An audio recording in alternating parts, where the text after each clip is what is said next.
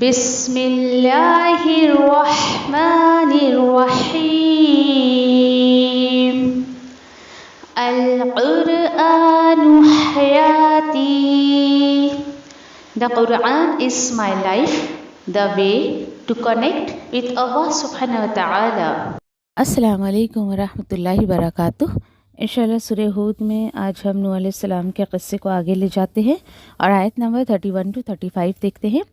اعوذ باللہ من الشیطان الرجیم بسم اللہ الرحمن الرحیم ولا اقول لکم عندی خزائن اللہ ولا أعلم الغيب ولا أقول إني ملك ولا أقول للذين تزدري أعينكم لن يؤتيهم الله خيرا الله أعلم بما في أنفسهم انی اذا لمن الظالمین. نوح علیہ السلام نے قوم کے لوگوں کو جواب دیا، اور نہیں میں کہتا ہوں تم سے کہ میرے پاس اللہ کے خزانے ہیں، اور میں تو یہ بھی نہیں کہتا ہوں کہ میرے پاس علم غیب ہے، اور نہیں میں یہ کہتا ہوں کہ میں فرشتہ ہوں، اور میں یہ بھی نہیں کہنے والا ان لوگوں کے تعلق سے جو کم حیثیت دکھتی ہے تمہاری آنکھوں میں جو کم حیثیت رکھتے ہیں یا نظر آ رہے ہیں. میں یہ نہیں کہتا ان کے بارے میں کہ ہرگز نہیں اللہ انہیں کوئی خیر دے گا. اللہ کو اچھی طرح معلوم ہے جو ان کے دل میں ہے. بے شک اگر میں نے ایسا کچھ کیا تو ضرور میں ظالموں میں شمار ہو جاؤں گا. آیت نمبر 32. قالوا یا نوح قد جادلتنا فأکثرت جدالنا فَأْتِنَا بِمَا تَعِدُنَا إِن كُنتَ مِنَ الصَّادِقِينَ. قوم کے لوگوں نے کہا، اے نوح، بے شک دلیل پر بات کر چکا تو ہم سے، بس بہت زیادہ دلیل جو ہے وہ دے چکا تو ہمیں، یعنی جھگڑ چکا تو ہم سے، پھر لے آ وہ عذاب جس کی تو ہمیں دھمکی دے رہا ہے اگر تو اپنی بات میں سچا ہے. آیت نمبر 33. قال انما يأتيكم به الله ان شاء وما انتم بمعجزين. نوح علیہ السلام نے جواب دیا، در حقیقت لائے گا تم پر اسے صرف اللہ اگر اس نے چاہا، اور تم اس کو روک نہیں پاؤ گے. آیت نمبر 34. وَلَا يَنفَعُكُمْ نُصْحِي إِنْ أَرَدتُّ أَنْ أَنصَحَ لَكُمْ إِنْ كَانَ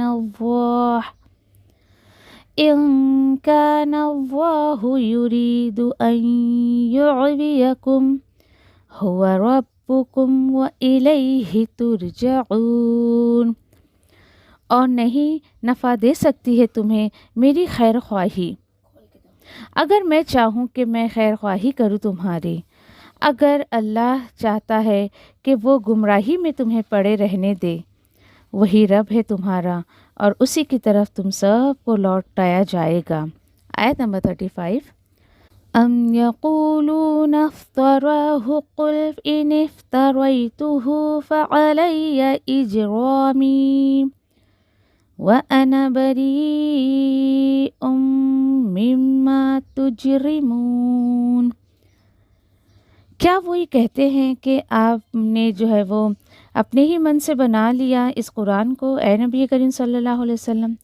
تو آپ ان سے کہہ دیجئے، اگر میں اپنے من سے اس قرآن کو بنا لیا ہوں تو مجھ پر ذمہ داری ہے میرے جرم کی، اور میں تو بری الذمہ ہوں اس سے جو تم جرم کرتے ہو.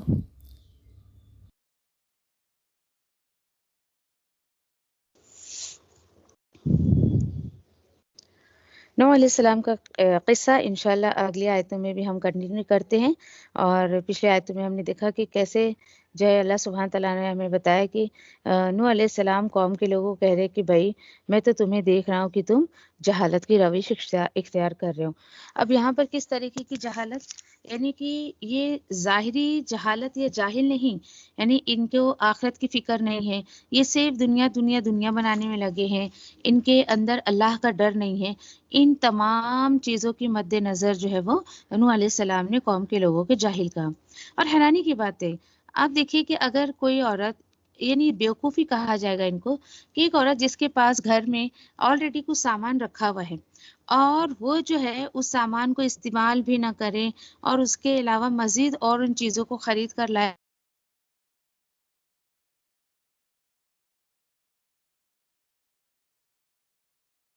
کہ اس کو پتا ہے کہ میرے گھر میں یہ سامان اویلیبل ہے، مجھے اس کی ضرورت نہیں، پھر بھی وہ اس چیز کو خرید کر لاتی ہے. تو اس طریقے کی خیر کئی بہت ساری ایسی باتیں کہ جس کے بیس پر قوم کے لوگوں کو نوح علیہ السلام نے جاہل کہا. اس کے بعد جو ہے بڑا خلاصہ کیا یا دھارس دیکھے نوح علیہ السلام کا کہ ٹھیک ہے بھائی، اگر میں تمہاری بات مان بھی لوں اور ان لوگوں کو دور کر دوں تو بتاؤ پھر اللہ سے مجھے کون بچائے گا؟ یعنی آج میں تمہارے فائدے کے لیے یہ اللہ کی جو ہے وہ دین کی طرف رکھنے والوں کو خود سے دور کر دوں تو مجھے کوئی بچا نہیں سکتا ہے. پھر نوح علیہ السلام نے اس بات کا خلاصہ کیا کہ دیکھو، یعنی یہ کون سے لوگ تھے، کیسے لوگ تھے. یعنی اللہ تعالیٰ ان کو کہہ رہے ہیں کہ دیکھو تم تو یعنی کہ دنیا دنیا دنیا بنانے میں لگے ہو اور تمہیں پھر بھی آخرت کی فکر نہیں ہے. اور یہ ایسے لوگ ہیں جو آیت نمبر 30 میں اللہ تعالیٰ بتا رہے ہیں وَيَا قَوْمِ، نوح علیہ السلام نے بڑے پیار سے انہیں سمجھایا کہ کون میری مدد کرے گا اللہ کے مقابلے میں اگر میں انہیں دور بھگا دوں. کیا تم عقل نہیں رکھتے ہو، عقل کا استعمال نہیں کرتے ہو، تمہیں جو ہے یعنی کہ نصیحت حاصل نہیں کرتے ہو. بڑے پیار سے سمجھا دیا نوح علیہ السلام نے. یعنی ایسے لوگ جو یعنی کہ آخرت بنانے کی فکر میں لگے ہوئے ہیں، جو لوگ یعنی کہ تم اپنی دنیا بناتے ہوئے نہیں تھک رہے ہو اور یہ چند لوگ ایسے ہیں جو آخرت بنانے میں لگے ہوئے ہیں، تو میں انہیں کیوں ان کے حق سے ان کا حق ماروں؟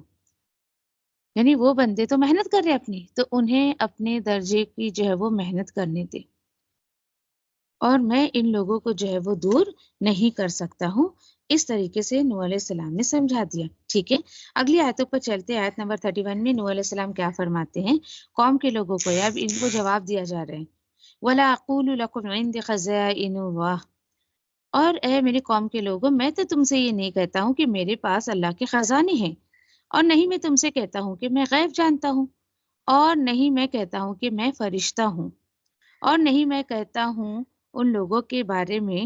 کون سے لوگ؟ کہ جنہیں تم جو ہے اپنی نظر میں حقیر سمجھ رہے ہو، جنہیں حیثیت نہیں دیتے ہو. کیا نہیں کہتا ہوں، اس کو سمجھ لے ذرا. لَن يُؤْتِيَهُمُ اللَّهُ خَيْرًا، کہ ہرگز نہیں اللہ دے گا کوئی بھی خیر اپنی طرف سے ان کو. میں تو تمہیں یہ بھی دعویٰ نہیں کرتا ہوں، میں تو تم سے یہ بھی نہیں کہتا ہوں. ہاں لیکن اللہ عالم بما فی انفسہم، اللہ کو اچھی طرح معلوم ہے جو کچھ ان کے جی میں ہے، ان کے دل میں ہے. انی اذا لمن الظالمین، اور اگر یہ ایمان کی تڑپ رکھنے والے، آخرت کی تڑپ رکھنے والے، اگر میں نے انہیں خود سے دور کر دیا تو بہت پاسبلٹی ہے کہ اس صورت میں ظالموں میں سے ہو جاؤں گا، میں انصاف نہیں کر پاؤں گا ان کے ساتھ. اب ایک ایک چیز کو ذرا ہم یہاں پر دیکھیں کہ دیکھتے ہوئے چلتے. اب ہوا کیا، نوح علیہ السلام نے تو ایسا کوئی بھی دعویٰ نہیں کیا، کیونکہ دینداروں کو لے کر یا انبیاء رسولوں کو لے کر نا لوگوں کا کچھ ایک کہ مائنڈ سیٹ الگ ہی ہوتا ہے. لوگ نہ جانے دینداروں کو اور انبیاء اور رسولوں کو کیا سمجھنے لگتے ہیں، اور یعنی سوچتے ہیں کہ ان کا الگ ہی کچھ پروٹوکول ان کے ساتھ ہونا چاہیے، فرشتے ان کے ساتھ چلیں اور الگ سے کوئی ان کی آئیڈینٹیفیکیشن ہونی چاہیے. تو نوح علیہ السلام کہہ رہے کہ نہیں نہیں ایسا تو نہیں ہے. میں تو تم سے نہیں کہتا ہوں کہ میرے پاس اللہ کے خزانے. بس یاد رکھیں ان تمام آیتوں کی روشنی میں یعنی کلیئرلی یہاں پر نوح علیہ السلام نے جو ہے اس بات کا خلاصہ کر دیا ہے کہ دیکھو بھائی، میں جو تم سے کبھی بھی اس طریقے کا کوئی دعویٰ نہیں کیا. اور دیکھیے یہی ٹاپک نبی کریم صلی اللہ علیہ وسلم کے ساتھ جو ہے وہ سورہ انعام کے آیت نمبر 50 میں بھی ہم پڑھ چکے ہیں کہ وہاں پر بھی نبی کریم صلی اللہ علیہ وسلم کہہ رہے ہیں کہ بھائی میں تم سے یہ نہیں کہتا ہوں کہ میرے پاس اللہ کے خزانے ہیں، میں فرشتہ ہوں، میں غیب جانتا ہوں. جی ہاں، وہاں پر بھی اس بات کا خلاصہ کیا گیا اور یہاں پر بھی اس بات کا خلاصہ کیا جا رہا ہے نوح علیہ السلام نے کبھی ان لوگوں سے جو ہے وہ اس طریقے کی بات نہیں کی۔ اب اس کے بعد یہاں پر یعنی کیا پتا چلا کہ اپنے آپ کو انسان کو دیکھیں کہ کس طریقے سے جو ہے وہ ایک دیندار کو اپنا رویہ رکھنا چاہیے۔ یہاں پر حال دیکھیں نوح علیہ السلام کا، یا پھر آپ سمجھے کہ رسول اور انبیاء کا اور ایسے داعی دین جو لوگوں کو اللہ کی طرف بلاتے ہیں، ایک دم بیچارے مسکین ہوتے ہیں۔ جی ہاں، مسکین ہی ہوتے ہیں بالکل، کیونکہ ان کے کام میں نہ کوئی دغا بازی کا اثر ہوتا ہے، نہ لوگوں کو دھوکہ دینے کا کوئی اثر ہوتا ہے، بالکل اپنے کام میں ایک دم مخلص ہوتے ہیں۔ ہونا بھی ایسے چاہیے، بالکل مخلص۔ اور اسی کے ساتھ ساتھ یعنی کہ اور ہمیشہ یاد رکھیں کہ کوئی بھی انسان جو اللہ کے دین کا کام کرتا ہے نا، اسے ہمیشہ چاہیے کہ وہ ان تمام باتوں سے اپنے آپ کو دور رکھے کہ مجھے بہت بڑا اسٹیٹس ملنا چاہیے، میں کہیں جاؤں تو لوگ میرے لیے کھڑے ہو جائیں، یا لوگ مجھے بہت رسپیکٹ دیں، یا اس طریقے کی باتیں۔ یہ تمام باتیں اس سچے داعی دین کو شوبھا نہیں دیتی ہے۔ اپنا پروفائل ہمیشہ لو رکھیں۔ کہیں آپ جائیں اللہ کے دین کا کام کرنے کے لیے، کوئی آپ کو سلام کرے نہیں کرے، کوئی آپ کو جو ہے وہ یعنی کہ پروٹوکول دے یا نہیں دے، عزت دے یا نہیں دے، آپ کو اور مجھے فرق نہیں پڑنا چاہیے، بالکل بھی نہیں۔ اور یاد رکھیں کہ جو انسان اپنی جو ہے لو پروفائل کے ساتھ اگر سمجھے کہ دین کا کام نہیں کرتا ہے نا، تو پھر اس کو اللہ سبحانہ تعالیٰ بہت اوپر تک نہیں لے جاتے۔ اگر آپ چاہتے ہیں کہ اللہ کے راستے میں اور ایون دنیا میں بھی آپ لوگوں سے اوپر جانا چاہتے ہیں، تو اپنی پروفائل کو لو رکھیں۔ کس طریقے سے ہم اپنے پروفائل کو جو ہے وہ لو رکھ سکتے ہیں؟ فار ایگزامپل، کوئی شخص اگر ایسا کہتا ہے کہ بھائی مجھے کسی نے عزت نہیں دی، مجھے تو یہ بات ہضم نہیں ہو رہی ہے، مجھ سے مشورہ کیوں نہیں کیا، مجھ سے پوچھا کیوں نہیں، اور ایسی باتیں بناتا ہے کوئی، تو سمجھ جائیں کہ وہ انسان انا کا شکار ہے۔ اس کو صرف اور صرف اپنی شخصیت کی پڑی ہوئی ہے، اپنی پرسنالٹی کی پڑی ہوئی ہے۔ کبھی بھی اس پرسنالٹی کے لوگوں کو سماج پسند نہیں کرتا ہے۔ جیسے فار ایگزامپل ایک ایگزامپل میں آپ کو دوں کہ جیسے سمجھے کہ ہم میں سے الحمدللہ سبھی نے کبھی یا کبھی تو پلاسٹک کے برتن یوز کیے ہوں گے۔ آپ پلاسٹک کے اگر پلیٹ لیں، دو طریقے کی پلاسٹک ہوتی ہے، ایک ہوتا ہے ہارڈ اور ایک تھوڑا سا فلیکسیبل ہوتا ہے۔ ہارڈ پلاسٹک کا کیا حال ہوتا ہے کہ کبھی آپ اس کے اندر اگر وزن رکھیں یا لوڈ زیادہ ڈال دیں تو وہ کریک ہو جاتا ہے۔ اور سافٹ پلاسٹک کا کیا حال ہوتا ہے، کتنا بھی وزن آپ اس کے اندر ڈال دیں، اس کے اندر جو فلیکسیبلٹی ہوتی ہے نا، وہ اس کو سنبھال لیتی ہے، وہ اس کو کریک نہیں ہونے دیتی، وہ اس کو ٹوٹنے نہیں دیتی ہے۔ جی ہاں، بس اس جو ہے سمجھے کہ بالکل اس ایگزامپل کو اگر مد نظر رکھتے ہوئے آپ دیکھیں تو ایک بات ہمیشہ دھیان رکھیں کہ دین کا کام کرنے والے جو لوگ ہوتے ہیں، ان کو چاہیے کہ وہ اپنی شخصیت کو جو ہے یعنی بالکل لوگوں کے مقابلے میں جو ہے نا فلیکسیبل رکھنے کی کوشش کرے، کہیں پر بھی اپنے آپ کو ایڈجسٹ کرنے کی کوشش کرے۔ جو فلیکسیبلٹی نہیں ہوتی نا لوگوں کے کام میں، دین کے راستے میں، تو ایسے لوگ کبھی بھی جو ہے وہ دین کا کام صحیح سے نہیں کر سکتے، بالکل بھی نہیں۔ ایسے لوگ نہ کسی کی بات سنتے ہیں، نہ کچھ بھی نہیں۔ تو اپنے اندر ایک فلیکسیبلٹی رکھے، اپنے اندر ایک جھکاؤ رکھے، غلط چیزوں کی طرف نہیں، عاجزی رکھے۔ کیوں؟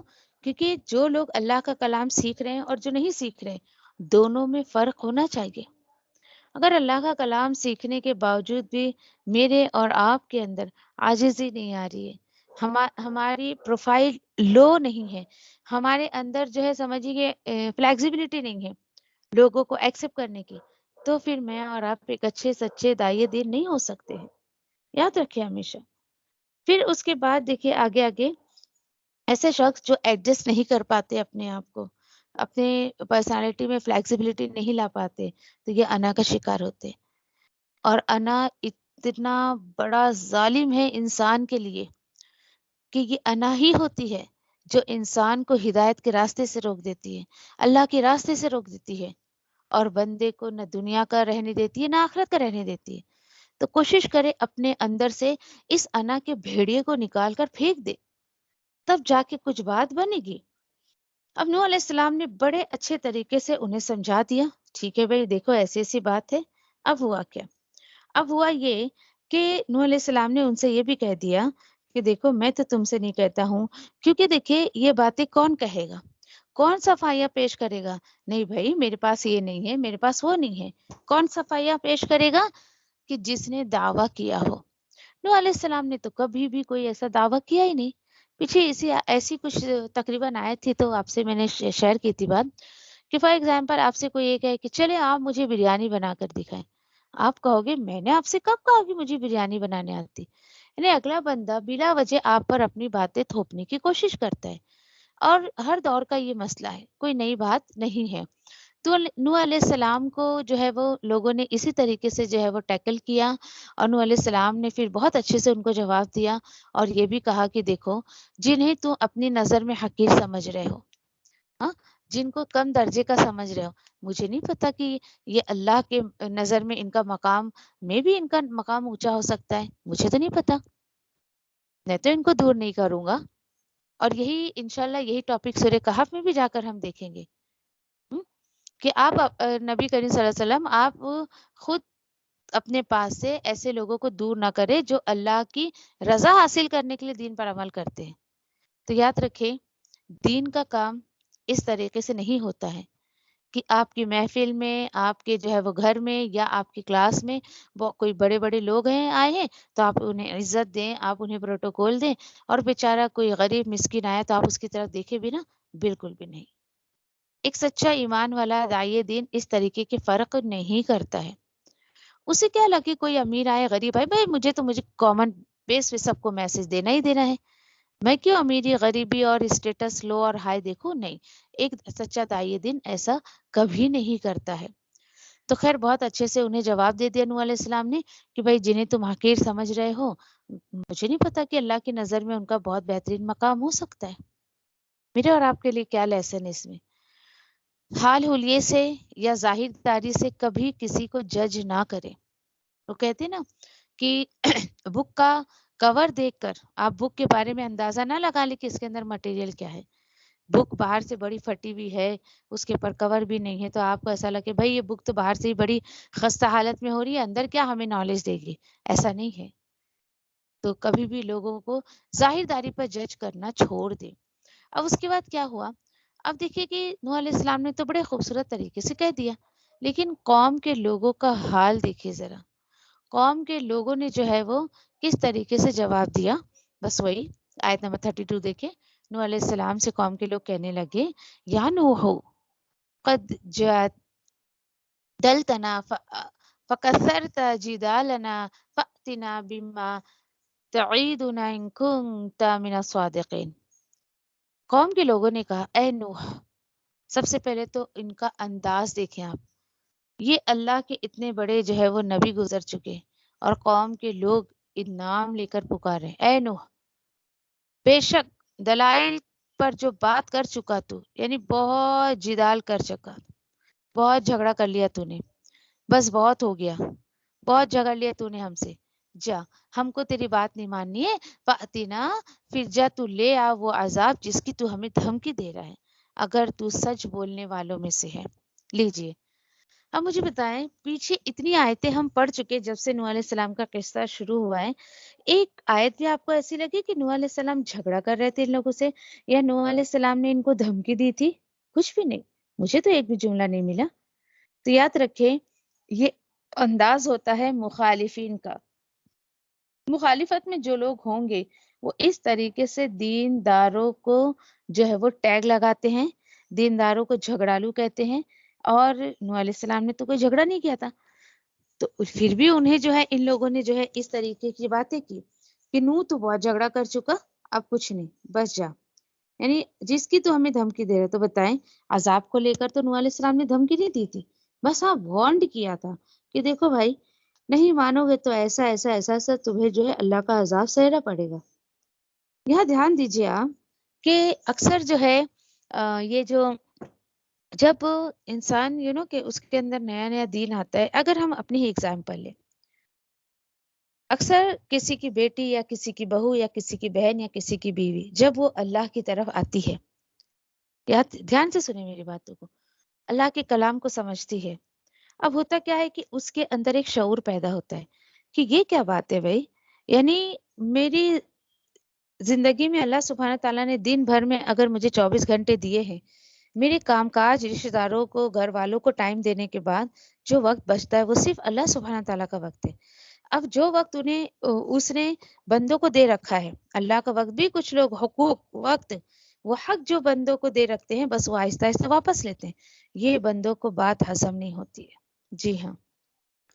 और फिर उसके बाद जब सारी बातों का खुलासा हो जाता है, लोग समझने लगते हैं अल्लाह के कलाम को समझने के बाद बातें करते हैं, तो घर में एक जो उनके ऊपर लेबल लगाया जाता है, बड़ी बदतमीज़ हो गई है ये।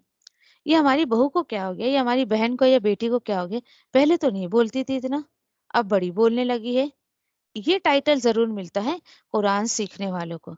बड़ी ज़बान चलने लगी है इसकी, कैंची की तरह ज़बान चलती है। तो याद रखें कि इसमें ख़ैर मेरी और आपकी या फिर जो दीन सीखता है उसकी कोई गलती नहीं होती है। असल में ये फ़ितरतन ये बात होती है कि जब इंसान के अंदर नया-नया दीन आता है, तो वो बहुत बोलता है। जी हाँ, करें क्या इससे बचने के लिए? इससे बचने के लिए आप एक काम ये कर सकते हो कि अपने आप को सॉफ्ट कर लें। अपनी ज़बान को शुगर कोटेड कर लें। बहुत नर्म बोलें। और यानी कि जो स्टेप हमें बाद में लेना है या जो मिजाज हमारा बाद में होना है, पुराना दीनदार होने की सूरत में हम उस रवैये को पहले ही इख्तियार कर लें। किस तरीके से? देखिए अल्हम्दुलिल्लाह हम में से सभी लोग नया कुरान जब खरीद कर लाते हैं या नई बुक ले लें, कुछ भी ले लें नया अपना, तो जब आप उसके पन्ने पलटते हो, आपको याद है जब आपने पहली दफ़ा अपना पारा खोला होगा और जब आप उसके जो है यानी कि पन्ने जो है आप उसके पलटते हैं, तो कैसे होते हैं वो पन्ने? बड़े कड़क-कड़क से होते हैं और बहुत आवाज़ भी करते हैं, ऐसी है ना? लेकिन जब वही सिपारा आप पढ़ते, पढ़ते, पढ़ते, पढ़ते या कुरान आप ले लें या कोई बुक ले लें, एंड पर जाते हो आप, तो पन्ने कैसे हो जाते हैं? थोड़े से लूज़ हो जाते हैं, थोड़े सॉफ्ट भी हो जाते हैं, बनिस्बत फर्स्ट डे के। बस उसको रखें अपने मिजाज पर। याद रखें कि जब इंसान के अंदर नया-नया दीन आता है तो बहुत बोलता है वो, बहुत बचता है। लेकिन जैसे आहिस्ता-आहिस्ता वो दीन उसके दिल और दिमाग में, उसके जिस्म का हिस्सा बन जाता है, उसके दिमाग में, जिस्म में रच बस जाता है, तो अल्हम्दुलिल्लाह वो बंदा सॉफ्ट हो जाता है। जी हाँ, अल्लाहू अकबर। एक इम्पोर्टेंट बात इन तमाम आयतों की रोशनी में मैं आपको बताऊँ अगर, कैसे पता चले कि हाँ, मेरे अंदर वो सॉफ्टनेस आई है या नहीं आई है? तो एक चीज़ के ज़रिए अपने आप को जज कर सकते हो। कैसे जज करें?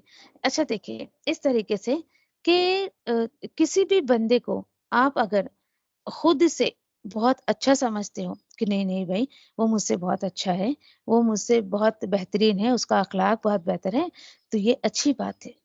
हमेशा दूसरों को खुद से अच्छा समझें। जब लोग यानी कि खुद को अच्छा समझते हैं, दूसरों को बुरा समझते हैं ना, बस समझ जाए गड़बड़ वहीं शुरू हो जाती है। कभी भी अपने आप को खुद से बेहतर ना समझे, खुद से जो है वो नेक ना समझे, भई मैं बड़ी नेक हूँ, दूसरे सारे गुनहगार हैं, सब जहन्नमी हैं, ऐसा-वैसा नहीं। ये एक अच्छे ईमान वाले की निशानी बिल्कुल नहीं है। और याद रखें, जो खुद को यानी कि बड़ाई का शिकार हो जाते हैं ना, भई मैं बड़ा हूँ, मैं बहुत अच्छा हूँ, सब मेरे मुकाबले में बड़े बदकार हैं, नाउज़ुबिल्लाह सब बड़े गुनहगार हैं, तो ऐसे लोग कभी भी अल्लाह की नज़र में आला मकाम को नहीं पहुँच सकते, बिल्कुल भी नहीं। हुँ? हमेशा दूसरों को बेहतर समझने की कोशिश करें खुद से। इसीलिए देखिए कि फिर उसके बाद नूह अलैहिस्सलाम को ये कहने लगे, जिसकी तू हमें धमकी दे रहा है, तो नूह अलैहिस्सलाम ने तो धमकी दी ही नहीं। अगली आयतों में देखिए इसीलिए जो है वो उन्हें जवाब दिया जा रहा है क़ाला नूह अलैहिस्सलाम ने कहा कि दर हकीकत लाएगा तुम पर अल्लाह ही उसी अज़ाब को और अगर वो चाहे और नहीं तुम उसको रोक सकोगे। जी हाँ, तुम इतनी बड़ी-बड़ी बातें कर रहे हो